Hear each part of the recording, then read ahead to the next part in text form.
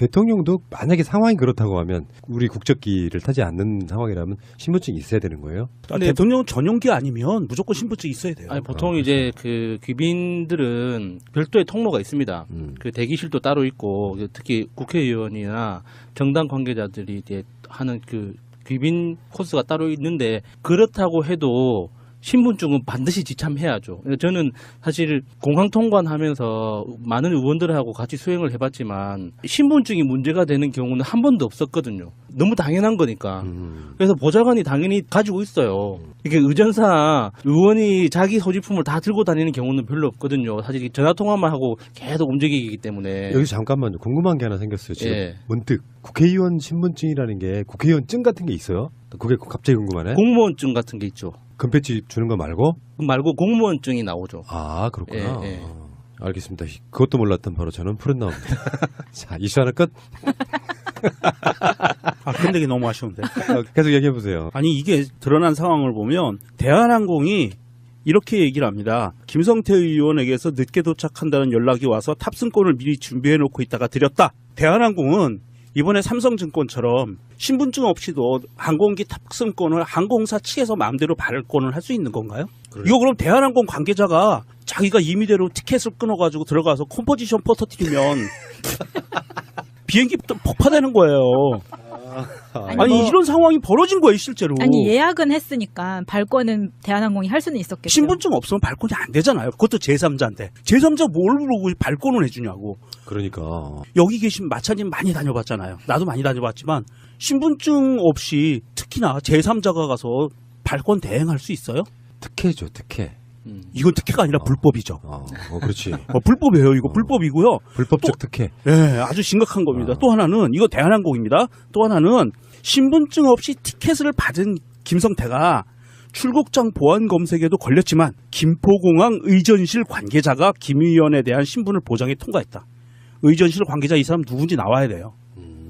아니 그러면 제가 컴포지션 폭약을 들고 김포공항을 들어가는데 의전실 관계자하고 이렇게 뇌물 줘가지고 신분 보장해주면 비행기 탑승하고 가서 폭파시킬 수 있는 거 아니에요. 그러니까 만약에 대비해서 만들어진 거예요. 그럼요. 특히 안전 문제는 김성태 씨 참 국회에서 이재정 의원이 코믹하다고 웃을 수밖에 없는 그 이상한 연설의 주인공. 아니, 말의 액센트가 되게 이상해. 연설할 때 보면은. 어벙이. 어벙이. 거기에 안경 벗은 박명수라는. 아니 이게 우리가 공항에서요. 비행기를 탑승하고자 하는 자가 국내선이건 국제선이건 신분증 없이 공항 청산회를 어슬렁어슬렁 돌아다닐 수 있는 건 누구만 가능한 줄 아세요? 들깨. 먹이를 쳐서 상기색을 넣으슬렁거리는 들깨를 본 적이 있는데. 그러니까 김성태는 그냥 들깨처럼 살아야 돼요. 들깨 키우지 말고. 우리 명종님은 김성태를 너무 싫어하시는구나. 나는 귀엽던데. 재수없어. 나는 귀여워요. 홍준표가 그 모양이면은 더맨더맨 같은 느낌이라. 그러니까 홍준표는 이쁘다니까. 그러니까 혼주성태라고 하잖아요. 홍성태, 네. 혼수성태. 문재인 대통령이 중요한 이야기를 해서 한번 짚고 넘어갈게요. 자극적이지가 않기 때문에 큰 뉴스가 되지는 않습니다. 근데 중요한 거라고 생각이 들어서 적폐청산이라고 하는 아젠다가 있잖아. 엄청난 적폐들, 예를 들어서 이명박 또는 뭐 김관진, 원세훈 이런 사람들은 적폐의 주범들이면서 특정 집단의 장이면서 이런 사람들은 명백히 불법적인 요소가 있으면 법으로 단죄가 되는죠. 근데 일부 생각이 다르신 분도 있을 거예요. 정말 하위 개념의 공무원들이 시키는 대로만 했는데 이걸 적폐청산의 대상이 되느냐 안 되느냐 하는 여러 가지 논란들이 있는 거예요. 문재인 대통령이 그 논란에 방점을 찍었죠. 정책상 오류가 중대하면 정책 결정권자들에게 책임을 물을 수 있겠지만 당시 정부 방침을 따랐을 뿐인 중하위직 공직자들에게 불이익을 줘서는 안 된다. 담당자들이 불안불안에 떨는 거야. 밖에서 처벌하라고 해. 거기서 확실하게 대통령의 생각을 말해준 거죠. 저는 예전에 하위직까지 싸그리 긁어가지고 다 처벌을 해야 된다고 주장을 한 적이 있었지만 이번에 이제 문 대통령께서 이렇게 이야기를 하셨으니 철회하겠습니다. 그 주장은.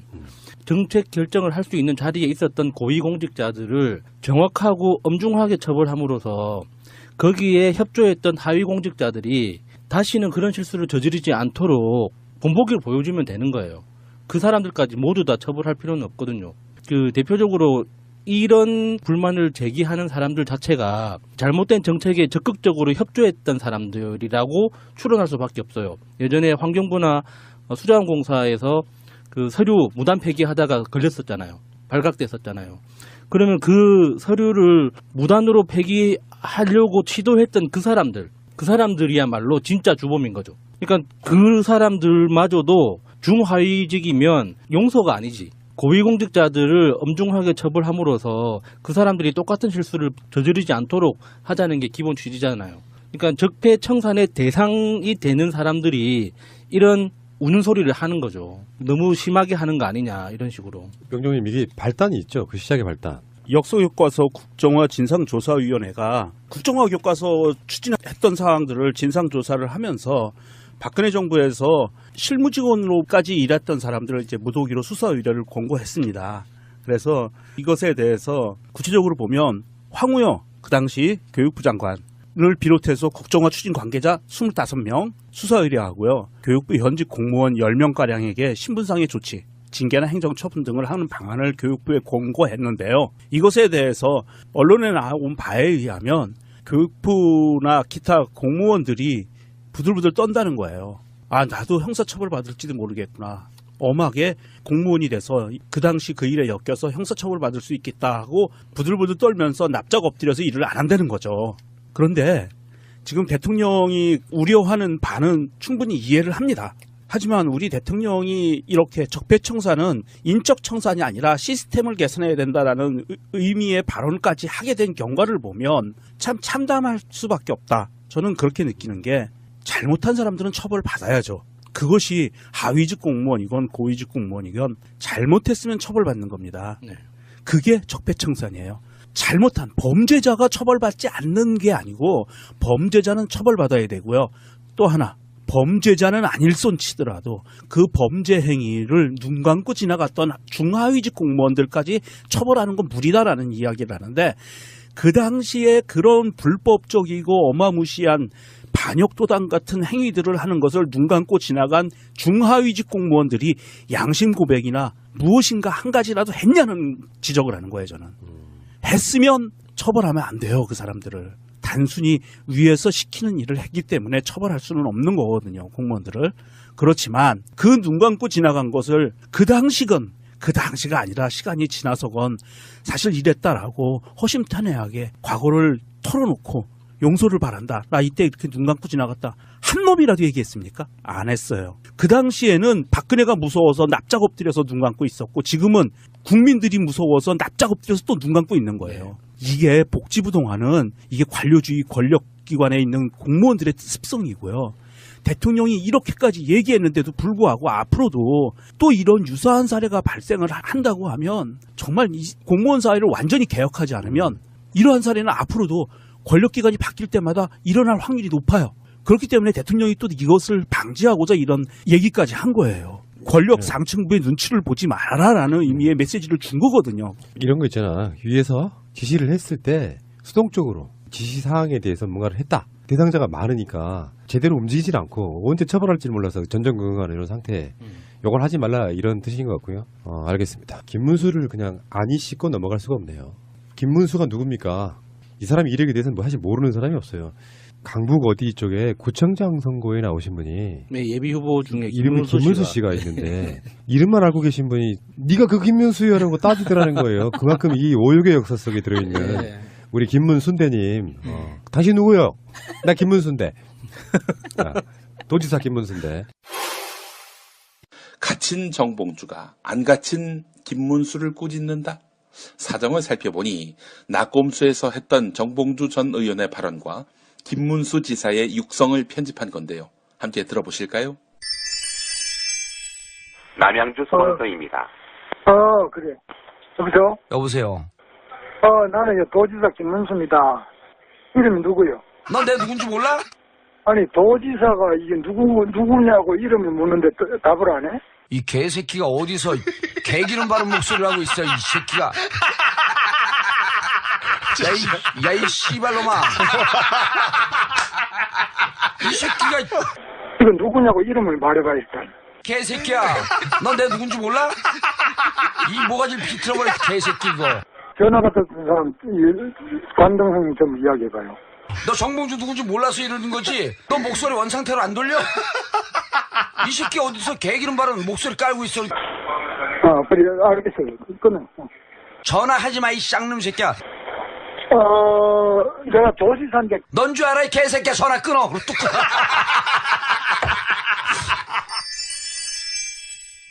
물론 이 편집본 저희가 만든 것은 아닙니다. 그러나 정봉주 헌정 작품으로 알겠습니다. 한편 주진우 헌정 작품도 나왔더군요. 그것 또한 들어보시죠. 남양주 소방서입니다. 그래. 여보세요? 네. 나는 도지사 김문수입니다. 누구요? 경기도지사 김문수입니다. 이렇게 말하면 안 되는데 이거. 우리 남양주 소방서 맞아요? 아 모르겠어요. 이름이 누구요? 아 정말 난. 내가 도지사인데 그 이름이 누구요? 지금 전화 받은 사람. 그런 거 없어요. 좀 자제해 주세요. 이름이 누구냐고? 그런 얘기 하면 안 돼요. 부끄러워 죽겠어요. 좀 자제해 주세요. 지금 전화 받은 사람 이름이 누구예요? 저한테 그 쏟아지는 관심 부끄럽고요. 자제해 주세요. 이름이 누구냐는데 왜 말을 안 해? 남자가 뭐 그렇게 째째하게 그런 걸로 그러세요?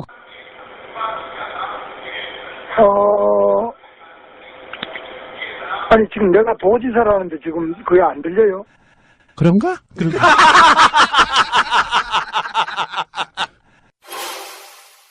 이분이 지금 연일 색깔론을 나 진짜 이분의 짤을 보고 나서 제가 정말 돌아버리겠더라. 그러니까 좀 뭔가 좀 앞뒤가 맞는 이야기면은 그럴싸하게 듣겠는데 이게 해도 너무하더라고요. 마차님은 사실은 부적절한 목소리 소유자였습니다. 마차님 이야기하면 김문수가 착해져 버려요. 그렇지만 김문수 이야기를 잠깐만 들어보겠습니다. 빛나는 한강의 기적이 이제 무너지려고 하고 있다. 수도 서울 600년의 역사를 지우고 이상한 남북 교류와 화합을 말하는 세력이 어떤지 나는 체온으로 잘 안다. 그들은 감옥 속에서도 북한 대남 방송을 들으면서 김일성을 학습해온 친구들이다. 그들이 청와대에 있다. 나와 같이 감옥을 산 사람들이다. 이들이 지금 무엇을 하는지 나는 잘 알고 있다. 아직도 대남 방송을 들으면서 김일성 찬양을 한다는 거예요? 이 김문수는 정말 이거 어마무시한 양심 고백을 한 거예요. 지가 그랬어. 미투한 거예요. 미투. 자 보세요. 국정원 친구들 잘 들으세요.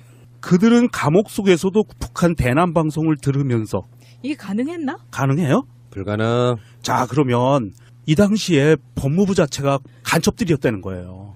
난수표 방송을 듣는. 그렇지 않으면 어떻게 감옥 속에서 그걸 들을 수가 있어요. 그렇지. 그런 사람들이고요. 그런 사람들이 청와대에 있다? 그렇다 손 치더라도. 자, 그 당시에 형무소에 갇혔던 노동운동과 사회운동과 학생운동을 하다가 수감됐던 많은 민주투사들이 지금 현 정부에 들어와서 현재 상태에서는 그래도 공직사회로 진출한 케이스가 많이 있는데요. 이 사람들을 빗대서 문재인 대통령을 포함해서 나와 같이 감옥을 산 사람들이다. 이들이 지금 무엇을 하는지 나는 잘 알고 있다. 그럼 자기도 그렇다는 거 아니에요.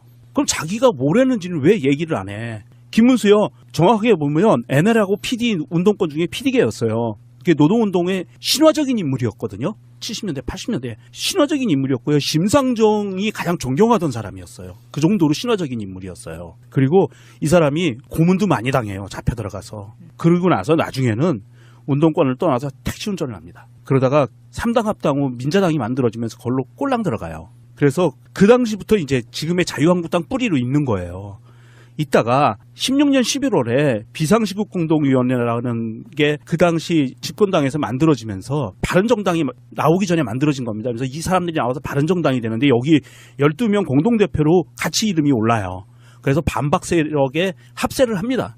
그러다가 12월 달에 다 탈당을 하고 나오려고 하는데 김문수는 또 주저앉아요.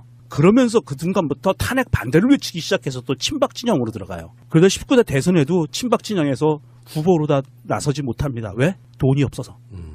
그랬던 사람이에요. 근데 전 더 빡친 게 이거예요. 지금 대한민국 평화 무드에 찬물 확 찌그러버리고 싶은 그 욕망에 뭔가 대단한 말실수를 하신 것처럼 보여요. 대한민국을 김정은의 폭정으로부터 자유롭게 지킬 수 있는 유일한 정당은 자유한국당이다. 진짜 이거 진짜 너무 빵 터졌어 진짜. 미친 거 아니에요? 아니 그러면 대한민국이 언제 적화 통일이 돼서 김정은이 통치하는 휘하에 들어갔지. 아니 그냥 차라리 그냥 대한민국을 문재인의 폭정으로부터 이렇게 말을 했어도 이거 미친 거야, 이거는. 그렇게 하겠는데 뜬금없이 김정은이 거기서 왜 나와요? 조카 통일됐다고 가정하고 얘기하는 네. 건데. 이분 그 박근혜 탄핵 반대 이런 무대에 올라가서 말하는 거 보면은 좀 가셨더라고. 마인드가 완전히 가셨어요. 그래서 지금 뇌 주름이 안 보이시더라고. 한 발 담그셨구나. 좀 그럼 심해. 나머지 발도 같이 담그시지. 아니, 그러니까 김정은이 명종님 어제인가 MBC 프로그램 보셨죠? 예, 피리스첩. 그 남북관계 관련한 거. 우리가 선입견 딱 지우고 보면은 김정은은 사실 스마트한 지도자예요. 핵 지고 살 거 아니고 한반도의 평화 가지고 옵시다. 대신에 우리 북조선 인민도 잘 먹여 살립시다가 그런 김정은의 폭정으로부터 자유롭게 지킬 수 있는 이게 뭐냐면은 이분은 지금 한 30년 전으로 돌아가 계시는데 우리나라의 특사가 북한에 가서 받아온 합의문 속에 불가침이라는 게 있었잖아요. 우리는 남한을 침략하지 않겠다. 예. 이 사람의 말이 이런 거지. 김정은이가 내려와가지고 남한을 적화 통일시킨 뒤에 한국이라고 하는 전체를 김정은이가 지배한다는 전제에 하는 말이에요. 그러니까 적화 통일됐다고 가정하는 거예요. 에라이. 미친놈이네 이거 완전히. 그래서 제가 빡친 거예요. 이 표현에서 있어서 아니 아무리 선거용이라고 하지만 내가 김문수라면 이렇게 할 것 같아요. 내가 안철수라면. 푸나님은 제정신이잖아요. 그러니까 정상적인 건 이렇게 돼야 된다고요. 공당의 서울시장 후보면 나와가지고 최근에 한반도의 평화 모드가 만들어지면서 굉장히 놀랍다. 그래서 그 평화의 모드가 지켜지길 바란다. 이런 점에서 문재인 정권은 다른 건 몰라도 남북관계는 정말 잘하고 있다. 이 정도 워딩도 못해요, 이 사람들은. 얼마나 멘붕이었으면은 지금 벌어지고 있는 모든 현상을 다 가짜라고 생각하는 거예요. 받아들이지를 못하고 있는 거야. 김정은이 문재인 대통령을 속여가지고 남한을 적화 통일시킨 뒤에 우리를 지배할 거라는 말이잖아, 이게. 환상 속에 빠져서 허부적거리고 있는데요. 정말 이게 치매 쪽으로 한 발 담근 게 아니라 요단강 쪽으로 한 발 담그신 것 같아요. 빨리 나머지 발도 담그세요. 건너가시기 바랍니다. 아니 뭐 선거 끝나면 어차피 집으로 갈 사람이기 때문에 뭐 크게 걱정은 하지 않지만 이게 그 잠깐이라도 김문수라는 사람과 함께 그 젊은 시절을 보냈던 사람들 있잖아요. 그분들을 너무 모욕하고 있는 것 같아요. 아직까지도 그 어떤 노동자들을 위해서 힘겹게 싸우고 계시는 김문수와 함께 싸웠던 사람들이 있거든요. 이게 김문수가 지금 우리와 반대 진영에 가서 뭔가 좀 그래도 이빠른 소리, 좀 정신 차린 소리를 하면 그래 잘 사는구나, 저쪽 동네 가서 잘 사는구나라고 볼 수 있는데 이거는 완전 정신 나간 소리만 하고 있으면 아무리 반대 진영이지만 쪽팔리거든요. 같이 그렇게 고생했던 사람들이 보기에는. 아직도 김문수는 그쪽, 그러니까 노동운동 하시는 분하고 사석에서는 형 동생 한단 말이에요. 자기가 지금 이렇게 요번에 이제 그 청와대에 아마 임종석 실장을 염두에 두고 이런 표현을 한 것 같은데, 뭐 감옥에서 뭐 김일성 사상을 공부했다고 하는 그 세력들에 대해서 사석에서는 아직까지 형 동생 하는 그 만나고 있는 사람들을 이런 식으로 치부하는 것도 진짜 인간적으로 너무 모멸감을 느끼는 거지만, 지금 정세를 김정은의 폭정이라고 하는 것 자체는 이제 너무 쪽팔립니다, 진짜. 그러니까 금묵자흑 뭐 이런 표현처럼 그런 무대에 올라가서 계속 연설하다 보니 더 나빠진 거예요. 상태가 지금 조금 더 좋아져야 되거든요. 학습 효과가 없어가지고 나 김문수 씨가 하는 걸 보면은 저 사람 대체 뭐냐 이런 생각밖에 안 들고요. 제 15대, 16대, 17대 국회의원 3선했죠. 그리고 32대, 33대 경기도지사를 했어요. 기득권에 완전히 물드는 거야. 요 임기로만 따지면 몇 년인 줄 아십니까? 20년 동안 기득권을 완벽하게 누린 사람이에요. 자기 가치관은 없는 사람처럼 보이고, 이런 사람이 갑자기 이제 대구에서 또 이제 서울로 귀양 오셔가지고 서울을 얼마나 아실지. 서울에 살아본 적이 없잖아요. 부천에서 국회의원 했고 경기도지사 했고 대구 내려갔으니까. 그러네. 그래도 서울 근처에서는 조금 살아봤네요. 그래도 우리 배현진 여사께서는 서울시장에 김문수 당선이 예상된다고 말씀하셨죠. 네, 좋은 말씀 감사합니다. 네, 알겠습니다. 그럼 깨이거더라. 전화하지 마, 이 쌍놈 새끼야. 내가 도지사인데. 넌 줄 알아, 이 개새끼야. 전화 끊어. 그리고 뚝 끊어.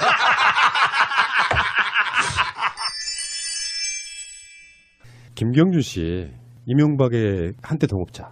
크리스토퍼 킴. 그렇지. 예. 김경준 씨가 페이스북에 올린 글을 보면은 박장대소하신 분들이 많았어요. 왜냐 주변에서 그런 사람 많이 봤거든요. 네. MB는 돈을 지불한다고 한 후 잊어버린 척하면서 떼어먹는 버릇이 있으니 새겨듣기 바랍니다. 이게 정치권을 확 뒤집어놨어요. 네. 우리가 했던 말이랑 비슷했어. 방송을 우리가 이런 얘기를 한 적이 있어요. 변호사들한테 김경준처럼 떼일 가능성이 있다. 김경준 씨가 우리 방송 듣네. 아, 들으실 것 같아요. 당연히 한국이 어떻게 돌아가는지 팟캐스트 안 듣겠어요? 김경준 씨 듣고 계시면 연락 주시기 바랍니다. 크리스토퍼 킴? 영어 가능합니다. 그러면서 그때 그 정황들을 이야기해 준 적이 있어요. 페이스북에 소개한 내용 중에. 2000년 당시 BBK 설립 당시 일을 할 때 BBK를 위해 열심히 일한 모 언론인에게 급여를 줘야 하지 않을까요? 라고 이야기를 했더니 무엇을 줄 것 같이 하는 척만 하고는 그냥 잊어버리면 된다라고 답했다고 합니다. 재밌지 않아요? 역대급 자린고비십니다. 근데 이것도 나는 이 문장을 보고 뭐 언론인 출신인지 현직 언론인인지도 궁금했죠. 그 당시 조선일보 소속이라고 하는데 조선일보 소속 언론인이라고 그러는데 이게 명확하게 무슨 뜻이냐면 이명박이 이렇게 대응하라고 지시를 한 거예요. 내가 잘 되면 한 자리 줄게. 기다려. 이 말만 몇 차례 하고 그냥 잊어버린 것처럼 지나가라는 얘기거든요. 보통 사기꾼들이 쓰는 수법은 그거죠. 뭐 우리 다 같은 식구 아닙니까? 예, 잘 되면은 다 같이 나눠 가지는 거죠. 우리가 남이가. 예, 이런 식으로 이제 해서 이제 계속 사람들을 끌어모으는 거죠. 근데 돈을 줄 것처럼 하고 줄 것처럼 안 주면은 현직 언론인이라고 하면 그 돈을 받기 위해서라도 기사를 잘 써줄 수밖에 없는. 야, 악랄한데 정말 악랄하네요. 내가 아직 조금 부족해서 네. 안 주시는 게 아닐까? 더욱 열심히 써야겠다. 근데 재밌는 그 증언도 있어요. 예를 들어서 이명박 하면 우리가 또 이제 가끔씩 방송 나오시는 분들이 뭐 해봤어 하면 우리가 MB를 빗대잖아요. 안 해본 게 없는 사람. 내가 해봐서 하는데 그게 제일 유명했던 게 천안함 사건 때.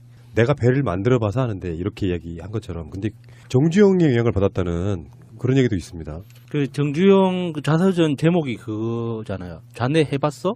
이봐 해봤어? 아, 이봐 해봤어? 예, 그거잖아요. 근데 해봤냐는 표현을 하도 많이 듣다 보니까 인정을 받기 위해서 내가 해봤어가 입에 붙는 뭐 이런 형태. 사실은 그게 사기꾼의 시작이에요. 사회적 경력도 그렇잖아요. 예를 들어서 뭐를 내가 만들었어. 스텝이었으면서 내가 감독이었어. 이런 것들이잖아요. 아, 예. 내가 만들었다고 이야기하고 배를 만들어 보는데 어디까지가 배를 만들어 본 걸까요? 임으로 참여해봤어. 설계도를 그려봤어. 우리 아빠가 삼성중공업 직원이야. 그러면 나도 배를 만들어 본 거죠. 그러다 보니까 살짝 가서 한 번 현장 구경한 것도 만들어 본 정도로 만들어지는 것. 그게 사기의 시작이란 말이에요. 야, 그런 식이면 저는 핵발전도 해봤네요. 지금은 좀 그게 많이 줄었는데요. 한 10여 년 전까지만 해도 회사의 경력 사항을 왜 무슨 프로젝트 달라고 낼 때 그 경력들을 어떻게 냈는지 여러분들 웬만큼 다 아시잖아요. 실제로 1000이라고 하는 프로젝트가 있어. 그중에 한 5 정도 참여 경력이 있어요. 예를 들면 뭐 살짝 간접적으로 뭔가를 그거를 자기들의 경력으로 부풀리는 게 일반적인 부분이 있잖아요.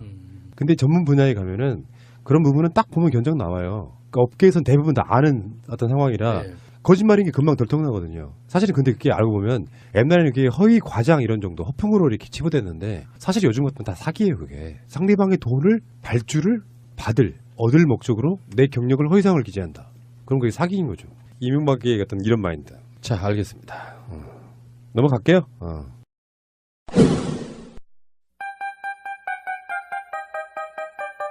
직장에 다니다 회사가 망해서 급여를 못 받으신 분, 법적으로 구제받을 방법이 있습니다. 바로 최단금입니다. 노동법은 그리 허술하지 않습니다.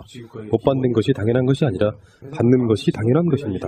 가난한 노동자들을 위한 곽승훈 노무사 010-9922-7766 처음 뵙습니다. 예, 저도 처음 뵙습니다. 요즘에는 단체 선물도 굉장히 많이 발전했더라고요. 내가 단체로 뭔가를 하고 싶다. 무슨 행사가 있어서 뭘 하나 맞추고 싶다 할 때 떠오르는 게 거의 없었잖아요. 거의 쇼핑몰인데? 네.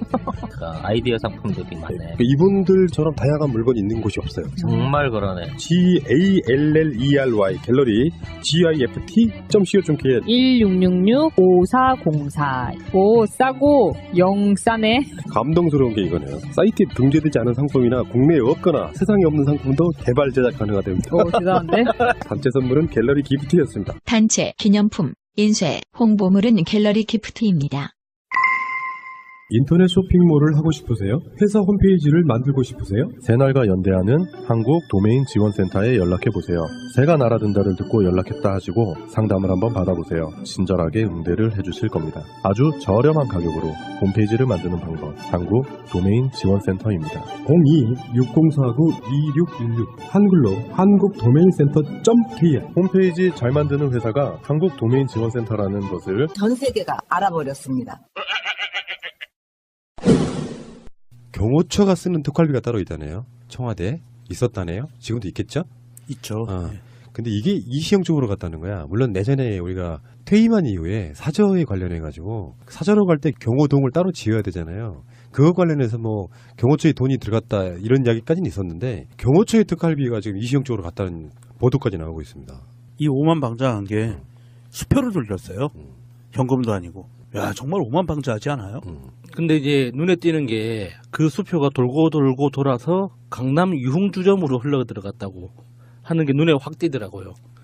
그러니까 그동안 이시영 씨를 중심으로 한 연예계 루머들이 굉장히 많았잖아요. 뭐 누구가 뭐 사귀네, 뭐 사실상 뭐 결혼 관계네, 아니면은 뭐 누구와 했네, 동선해 뭐 하는 그런 그 여러 가지 이제 루머들이 굉장히 많았는데 강남 유흥주점으로 그 돈이 이게 수표로 흘러 들어갔다는 그 문장을 보는 순간 진짜인가 하는 생각이 드는 거예요. 그게 뭔가 이렇게 아니땐 굴뚝에 연기가 나는 건 아니구나. 그 유흥주점에서 돈이 왜 들어갔을까 하는 거는 또 뭐 여러 가지 생각을 하게 만들잖아요. 아마도 유흥주점도 실질적인 소유자는 이시영이었을 확률이 좀 높죠. 설마. 그러면 뭐 내 건데 그 안에 있는 모든 사람들도 내 건데 뭐 이런 개념이었을 거고요. 충분히 그랬을 거예요. 예, 이게 돈 세탁하기 위한 방법 중에 하나거든요. 돈이 냄새나는 돈이 들어오면 그것을 어느 그 공개적으로 공식적인 사업장을 통해서 그 돈이 그 안에 들어가서 무언가 다른 용도로 쓰이는 것처럼 위장이 되고 그 회사 안에 있는 또 다른 돈을 그거 대신 뽑아내는 거거든요. 김무성 사위가 이시영의 친구잖아요. 예. 김무성 사위가 강남 나이트 지분 있잖아요.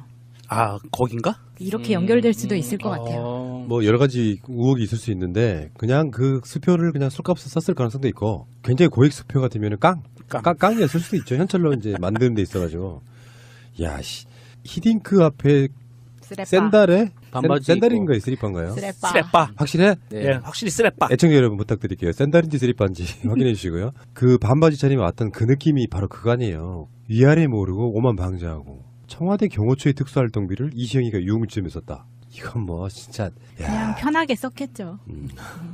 이런 날이 올 줄 알았겠어요. 그 돈이 경호처에서 온 돈이라고 인지 못했을 수도 있어요. 칠대치는 게 아니라 워낙 많은 데서 돈이 들어오니까 이게 경호처에서 들어온 수표다라는 걸 인지했으면 그런 식으로 못 썼겠죠.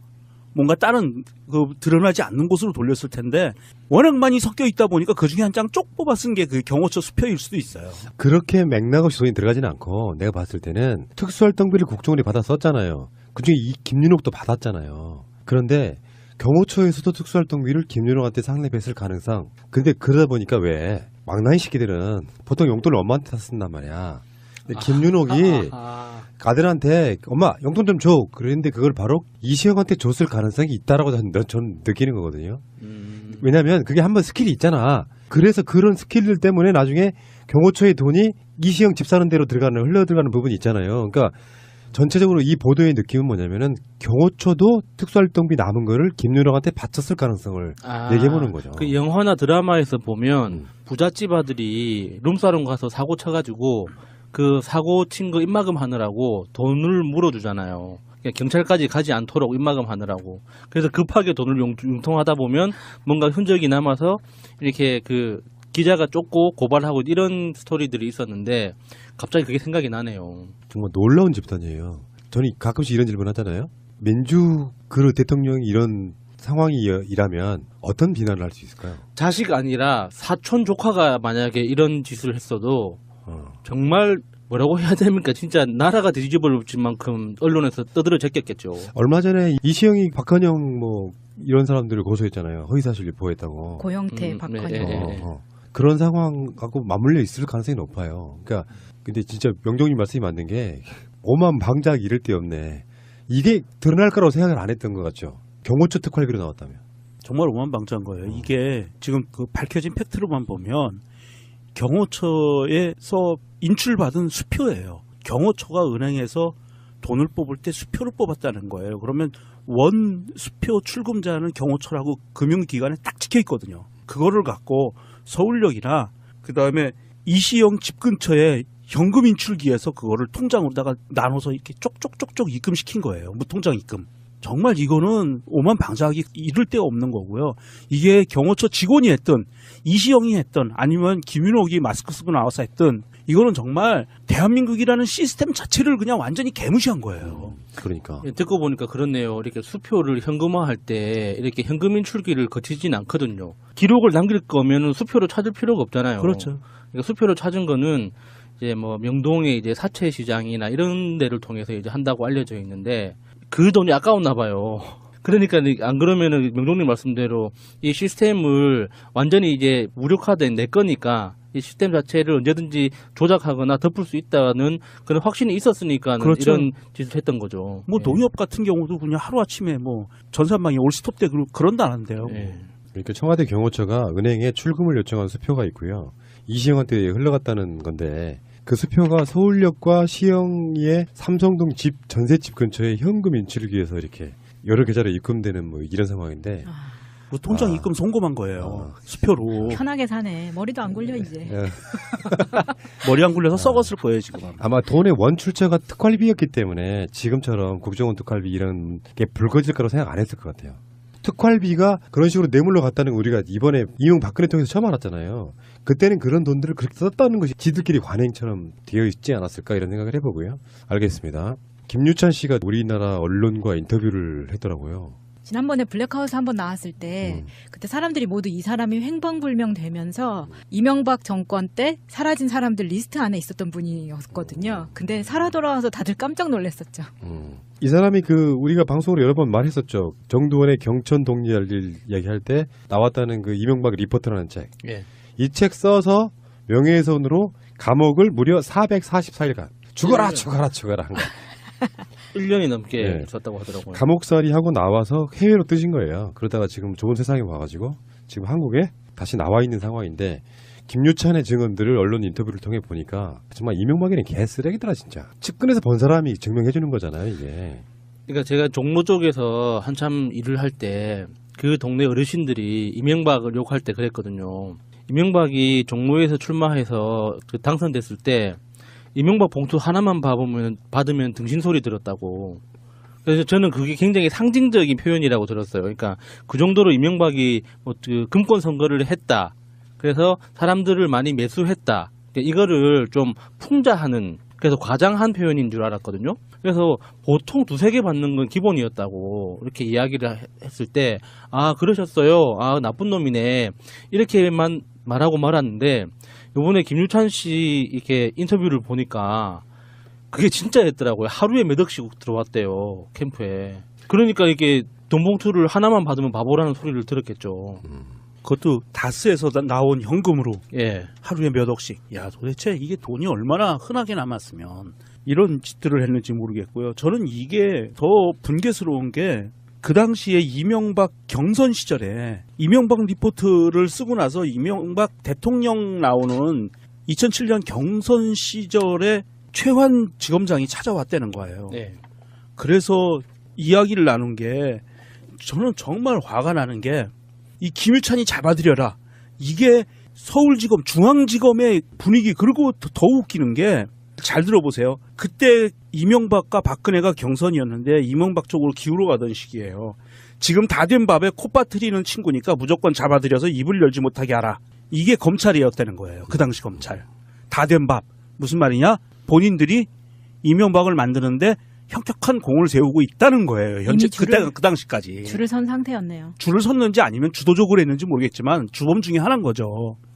그런 상태의 검사들이 이런 생각을 하고 있고 이렇게 업무를 보고 있었던 거예요. 그러니 나라 꼴이 제대로 돌아갔겠습니까? 1996년 15대 국회의원 선거 때 천황 김재정이 매일같이 다스에서 돈다발을 실어 날랐다. 이 증언한 사람이 김유찬이고 그 당시에 김유찬은 이제 이명박의 비서였는데 이 사람이 갇힌 시기가요. 2007년 8월 10일이에요. 그 해 12월 달에 대선이 있었죠. 김유찬의 생각은 그런 거였어요. 이런 사람이 대통령이 되면 안 된다는 생각하에 그렇죠. 김유찬은 이명박이 대통령 당선되는 거를 뭐 못하게 하려는 저격수였다 이렇게 표현할 수도 있지만 순수하게 보면 모셔본 바 대세론처럼 이명박이 대통령 될 것 같으니 한번 막아보자는 의도도 있었을지도 모른다고 생각이 드는데 대통령 선거 4개월 정도 남겨두고 이 사람을 가둬버립니다. 명예훼손 이런 걸로 444일을 사는 것도 사실 좀 그렇죠. 편법이랄까 불법을 이용해서 그냥 가둬버린 것 같은 느낌 들죠. 사실 명예훼손 가지고 징역형이 나오는 경우도 별로 없지만 징역형이 나온다고 해서 실형을 사는 경우도 거의 없죠. 벌금형이 주로 많고요. 이해가 안 돼요. 그러니까 거기에는 검찰과 아까 말한 그런 사람들이 검찰과 법원까지도 협조가 있었으니까 가능한 거죠. 그래서 김유찬 씨 이렇게 만들어놨던 거고.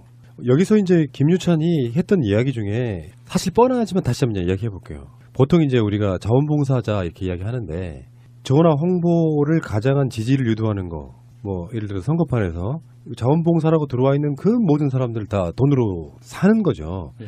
이쪽은 정말 우리가 그 상상도 못할 일인데 우리는 이런 거 있잖아요. 막 그 노무현 대통령 때만 해도 막 돼지저금통 만들어서 국민들이 돈을 모아서 대통령 되라고 밀어주는 대통령이 있고, 제가 며칠 전에 방송에서 그런 이야기 드린 적 있죠. 이명박의 대선 자금은 얼마였다고까지 들은 적이 있다고. 2조예요. 무려 2조. 법정 대선 자금이 500억 정도인데 플러스 마이너스인데 2조까지 저는 들은 바 있다. 그렇다고 해서 이게 확실하진 않다고까지 말씀드린 적이 있는데요. 그 모든 걸 다 돈으로 서울시장, 그러니까 국회의원 선거, 서울시장 선거, 대선은 다스에서 돈을 끌어오고 불법 자금을 수수하고 이 형태로 돈을 뿌려대는 선거. 아, 그러니까 돈이 없겠구나. 그래서 더 악착같이 계속 매달렸나 봐요. 그러니까 이게 김유찬 씨 인터뷰 과정에서 96년 당시에 김유찬 씨가 자기 손으로 직접 전한 돈만 13억 정도라고 했어요. 중요한 거는 그 시기가 96년도 당시라는 거예요. 그러면은 그때 기준으로 13억을 자신이 직접 전달한 돈이고, 그 외에 캠프 쪽으로 선거 기간 내내 몇 억씩, 그러니까 10억은 안 넘는다는 뜻이죠. 그러면은 중간으로 쳐서 5억이라고 쳐요. 5억이 선거 기간 내내 들어갔다면 최소 70억에서 100억 정도를 예상할 수 있는 거잖아요. 그러면은 그 당시에 50억이라고 쳐요. 그냥 작게 잡아서 50억이라고 치면 그 당시 96년도에 50억이면 지금으로 치면은 몇백억 되는 거예요. 네, 그렇죠. 엄청나게 큰 돈인데 그 대부기공이라는 그 작은 회사, 그 당시에는 막 이제 그 지금의 다스, 그 당시에는 큰 회사가 아니었단 말이야. 막 창업한 이제 그 차리고 공장이 돌아갈까 말까 한 그런 회사였는데, 그런 회사는 그 돈이 어디서 나왔을까요? 그러니까 저는 이 현대자동차 그룹하고의 유착 관계를 생각을 안 할 수가 없는 거예요. 이게 이제 막 만들어진 중소기업에서 수십억, 지금으로 치면은 매일 뭐 100억대에 이르는 돈이 매일 쏟아져 나왔다는 건데, 그 당시에 김유찬 씨 증언으로는 이 포대자루에다가 돈을 담아서 가지고 왔다잖아요. 차에 실어가지고. 그런 돈이, 아니, 말이 됩니까, 그게? 물건으로 온 것도 아니고 현금으로 그렇게 돈이 들어왔다는 게, 이게 뒤에서 돈을 대주는 어떤 다른 재원이 있지 않고서는 불가능한 거거든요. 비자금이 거쳐가는 통로였을 확률이 가장 높아요. 이명박이 돈을 수금하던 시기까지는 이 다스라는 회사가 이명박한테 가는 정치자금의 중간 통로 집화장 같은 역할을 했을 확률이 굉장히 높아요. 여기서 충격적인 표현은 마대자루로 돈을 갖고 다닌다는 거. 부럽삼. 왜 그 마대자루 같은데 그 일종의 가마니 같은 걸로 현철을 때려 박아가지고 갖고 온다는 거잖아요. 쌀포대 그런 데다가 돈을 담아가지고. 그래놓고 이제 이런 사람들은 또 도덕적으로 완벽한 정권이라고 하고, 그러니까 이거 선거법 자체가 위반. 간단히 말하면 이게 그냥 그대로 드러나면 국회의원이었던 건 무효, 서울시장이었던 건 무효, 대통령 무효입니다. 그 표현이 딱 정확해요. MB는 숨 쉬는 것 빼고는 다 거짓말이다 라고 하는 거 있죠. 이 김유찬 씨 거는요, 정말 중요한 게, 이 김유찬 씨가 이명박이 1995년 이명박의 비서관을 지내면서 인연을 맺기 시작을 하고요. 15대 총선이 끝난 지 2달 후인 96년도 6월 중순에까지는 비서관직을 유지하다가 총선 직후에 김유찬 씨가 이명박을 선거법 위반 혐의를 폭로하기 시작을 해요. 그래가지고 선거법 위반 혐의 조사가 들어가는데, 이명박 측에서 김유찬한테 뭐 알려진 바로는 몇 천만 원이라고 하는데 돈 봉투를 줘서 홍콩으로 도피를 시킵니다. 그냥 언론에는 도피를 시켰다라고 하는데 이거는 협박해서 내쫓은 거죠. 위증교사. 예, 그래서 내쫓아서 이명박이 갖고 있는 전과 중에 하나가 범인 도피죄가 있잖아요. 그게 이 김유찬이에요. 그러면서 사실 국회의원직을 떨고자 나가서 정치권으로 재기를 못할 줄 알았죠. 그리고 미국에 가서 골프 치면서 놀던 사람이고요. 그게 그때 BBK가 만들어지는 거지. 그러다가 다시 컴백해서 서울시장으로 화려하게 복귀하는데, 그 김유찬 씨 증언 중에 이런 게 있어요. 96년에 종로 부정선거, 그게 이제 아까 말씀하신 김유찬의 예. 그 위증교사랑 관련이 있는 선거인데 당선은 됐습니다. 근데 선거 때 사무국장을 맡았던 사람이 권모 씨라고 하는 사람이래요. 이 사람의 여동생이 바로 권영미예요. 김재정의 부인. 근데 이 권 국장이라는 사람이 한 말이 내가 만약에 내 여동생이 그 많은 전국에 펼쳐져 있는 수많은 땅, 다스에 대주 주면 얼마나 좋겠냐. 내 동생이 그렇게 부자면 얼마나 좋겠냐. 그런 얘기를 여러 번 하시더라고요.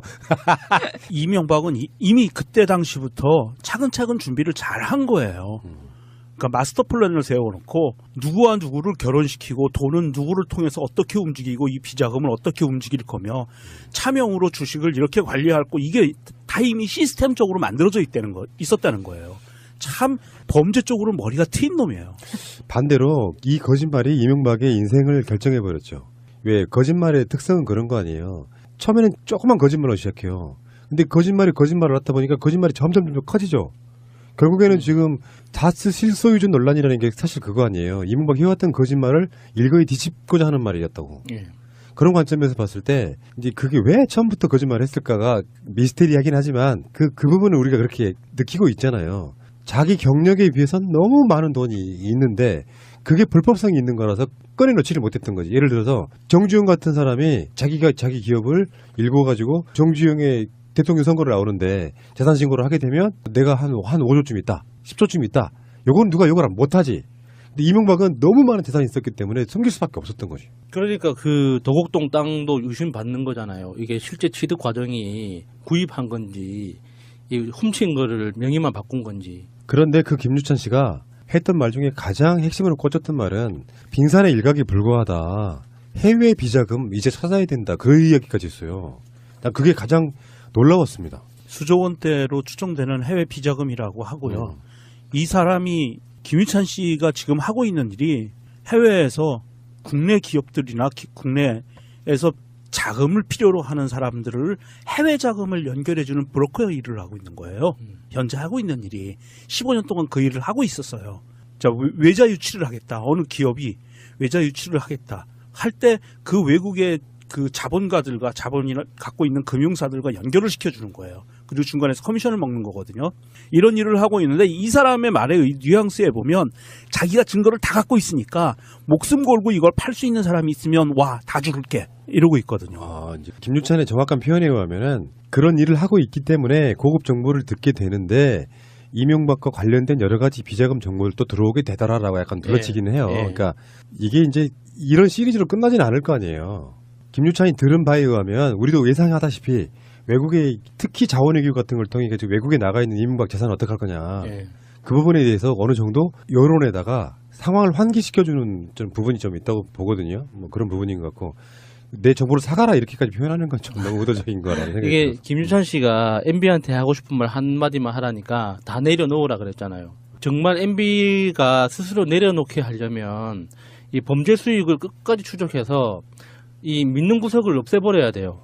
이게 MB가 지금까지 살아온 여정을 보면 항상 계획을 가지고 주도 면밀하고 꼼꼼하게 살아왔잖아요. 지금도 머릿속에 계획을 세우고 있을 거란 말이에요.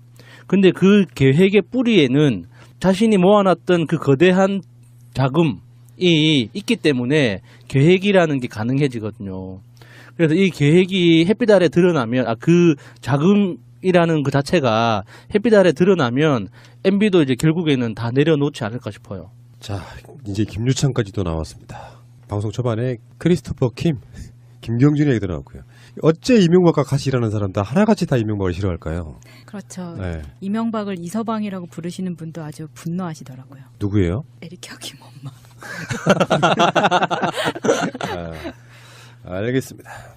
대한민국이 언제 적화 통일이 돼서 김정은이 통치하는 휘하에 들어갔지? 아니 그냥 차라리 그냥 대한민국을 문재인의 복종으로부터 이렇게 말을 했어도 이거 미친 거야 이거는. 그렇게 하겠는데 뜬금없이 김정은이 거기서 왜 나와요? 적화 통일됐다고 가정하고 얘기하는 건데. 이분 그 박근혜 탄핵 반대 이런 무대에 올라가서 말하는 거 보면은 좀 가셨더라고.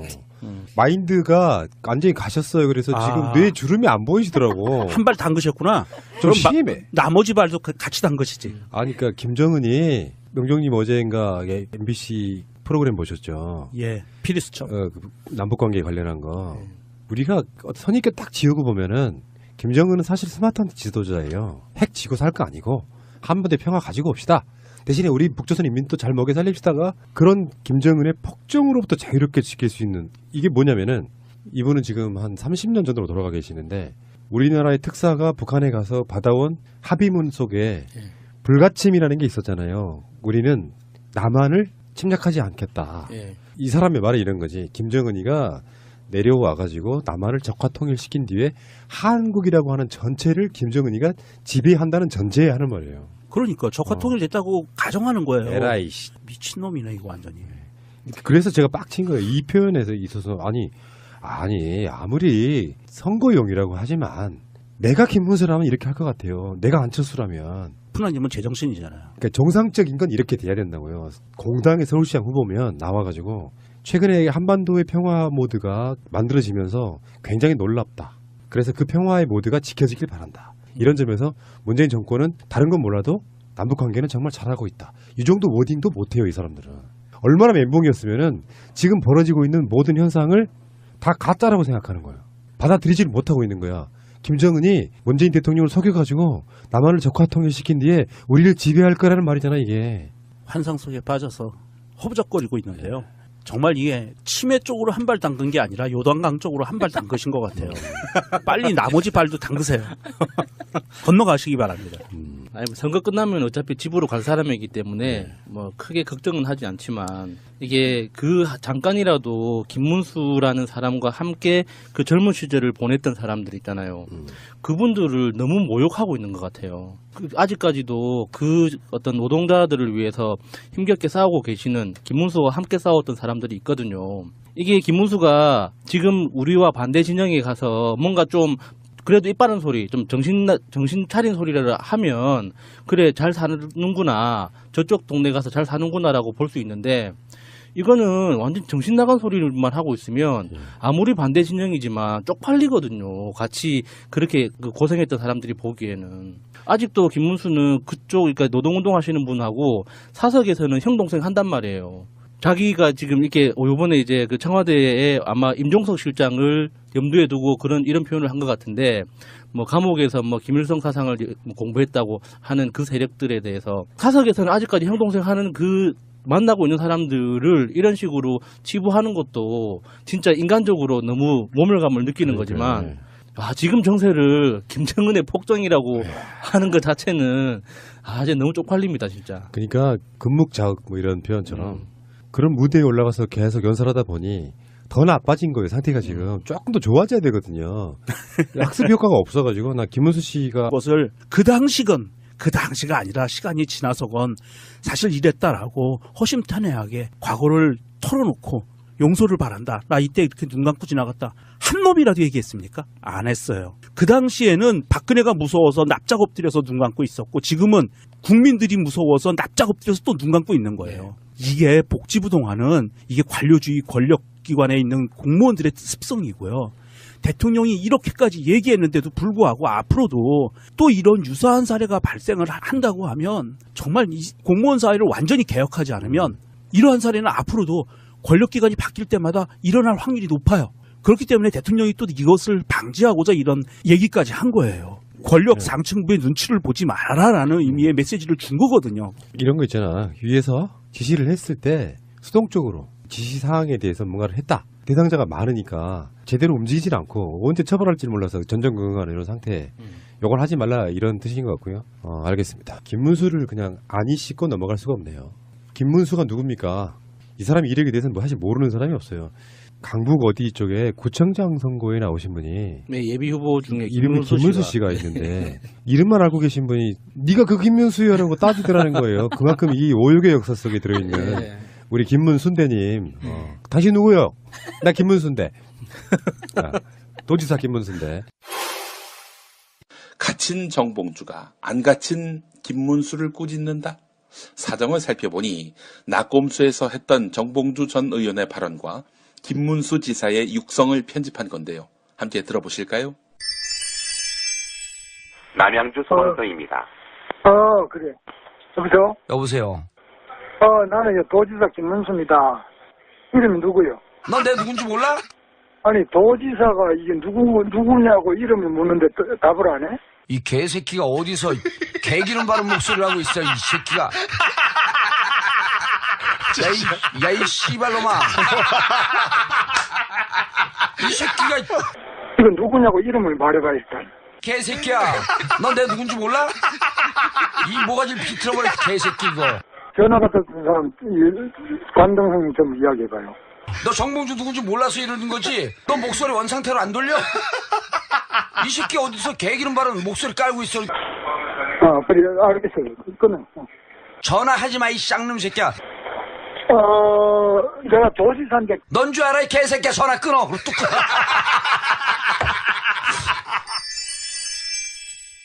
물론 이 편집본 저희가 만든 것은 아닙니다. 그러나 정봉주 헌정 작품으로 알겠습니다. 한편 주진우 헌정 작품도 나왔더군요. 그것 또한 들어보시죠. 남양주 소원서입니다.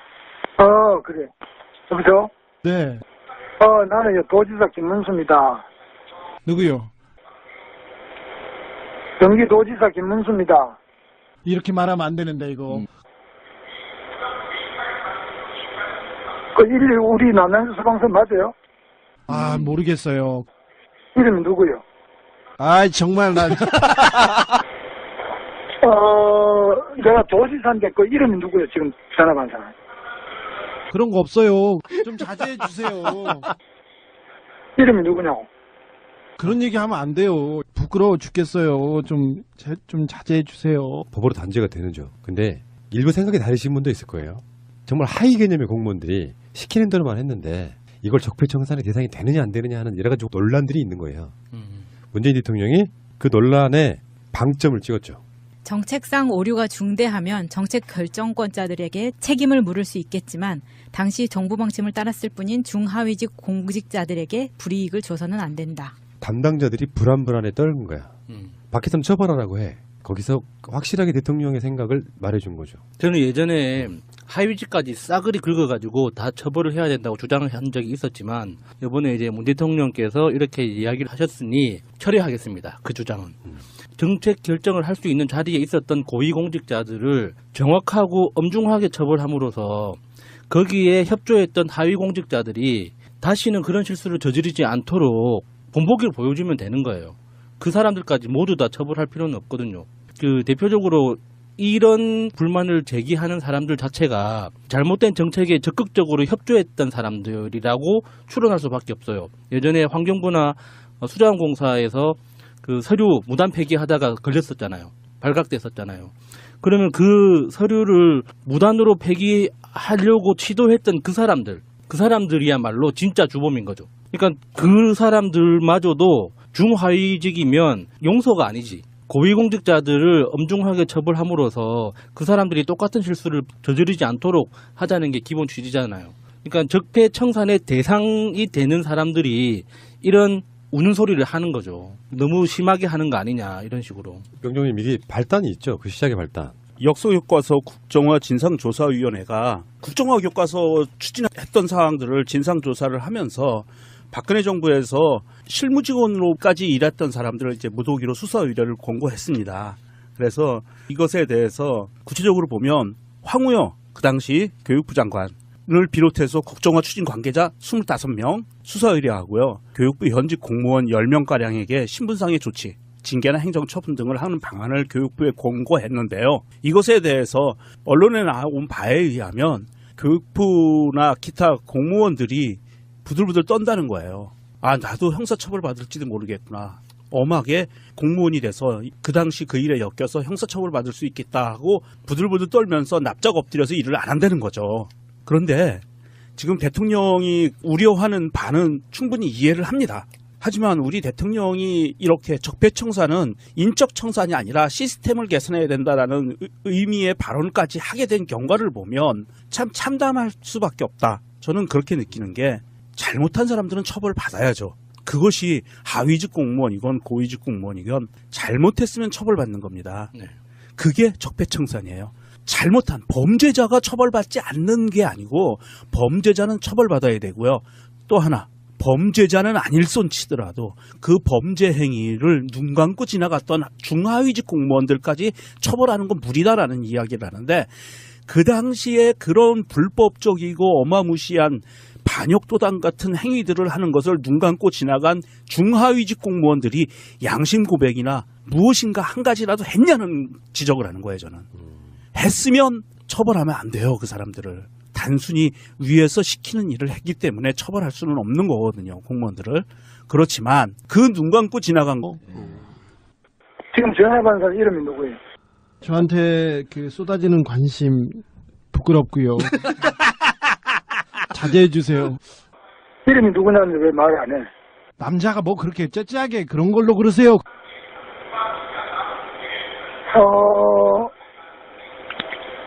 아니 지금 내가 도지사라는데 지금 그게 안 들려요? 그런가?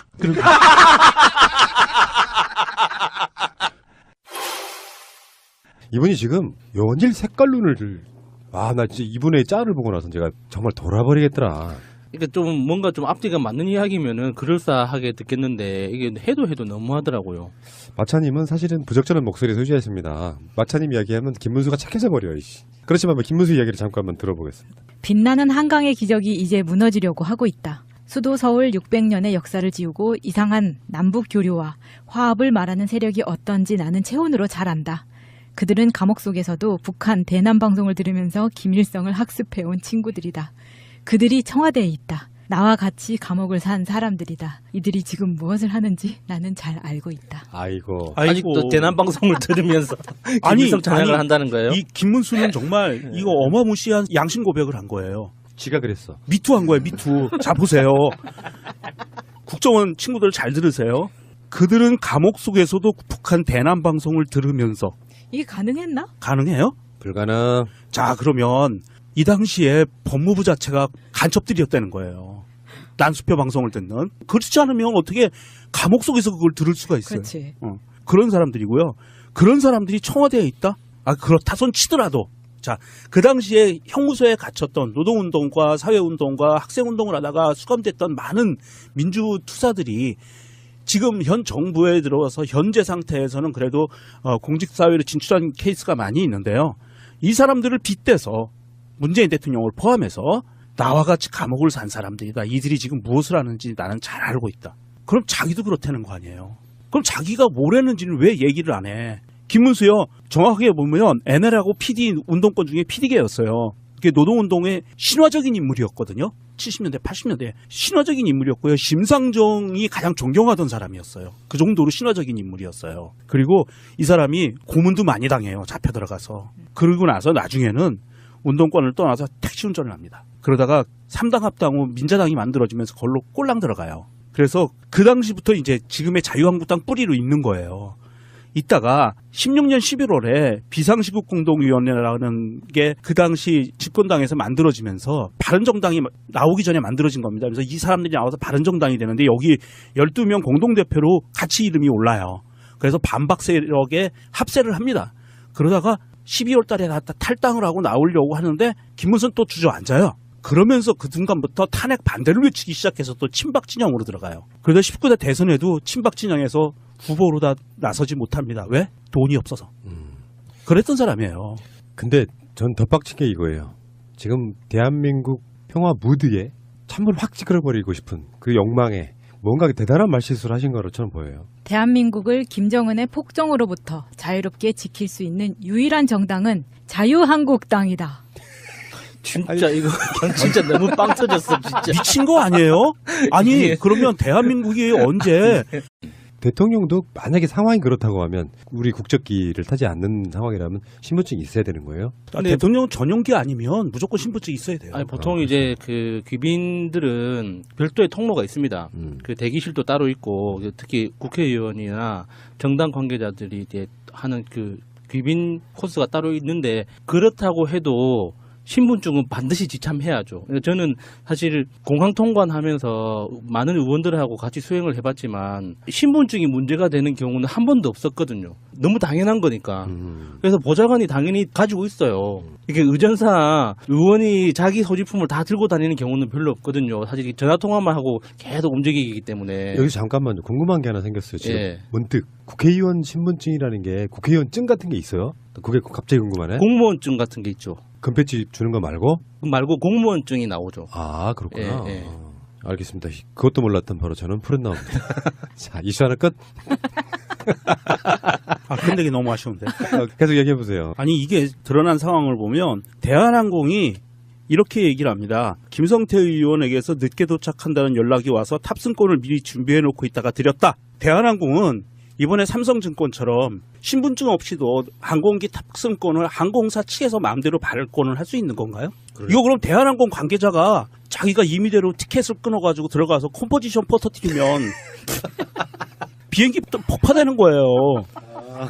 아니 이런 상황이 벌어진 거예요, 실제로. 아니 예약은 했으니까 발권은 대한항공이 할 수는 있었겠죠. 신분증 없으면 발권이 안 되잖아요. 그것도 제3자인데. 제3자 뭘 부르고 발권을 해주냐고. 그러니까.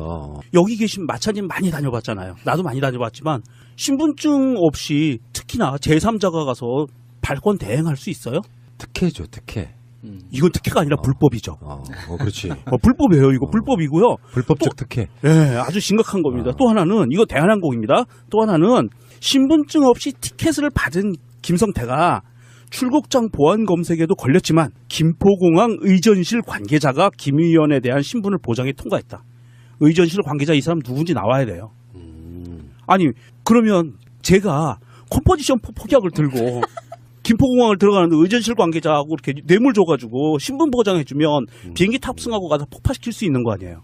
그러니까 만약에 대비해서 만들어진 거예요. 그럼요. 특히 안전 문제는 김성태 씨 참 국회에서 이재정 의원이 코믹하다고 웃을 수밖에 없는 그 이상한 연설의 주인공. 아니, 말의 액센트가 되게 이상해. 연설할 때 보면은. 어벙이. 어벙이. 거기에 안경 벗은 박명수라는.